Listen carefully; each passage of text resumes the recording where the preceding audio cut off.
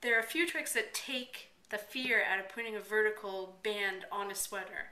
I've chosen this time to have a band knit separately.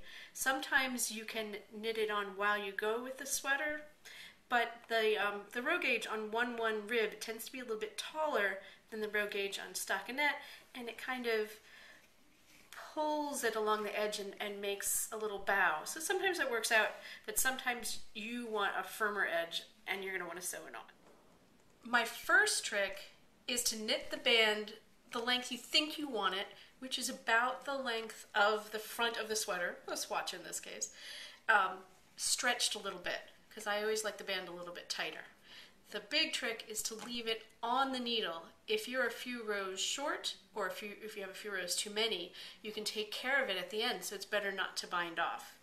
So to sew it on, a lot of times I would use the tail, but sometimes it's not where you want it to be.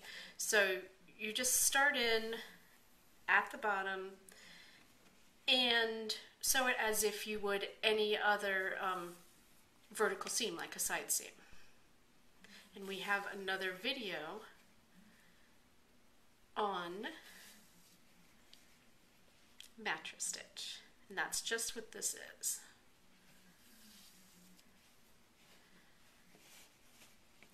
When you're working with stockinette and ribbing, most of the time it works out to take one row from the body and one row from the ribbing. It usually works perfectly, that it's just a little bit stretched. I did find when I was working with a twisted ribbing that didn't quite work, and that sometimes you had to take like 2 rows from the body for every 1 row here. So I did like 3 rows from the ribbing, well, 1, 1, 1, 1, 1, 2, and it went up like that, and that works a lot better. Sometimes you just have to do trial and error. You do some, you see how it's laying, and then you rip it out. Okay, now I've done about 6 inches of my swatch, and I see that I really like this proportion. This may seem a little bit shorter than this, but that's pulling nicely for me. If it was splaying out and bowing like that, I wouldn't like it, and I would rip it out and do what I said by taking a few double rows. So now I'm towards the top of my, let's say this is the front of the sweater, and I see that I'm a few rows short on my ribbing here.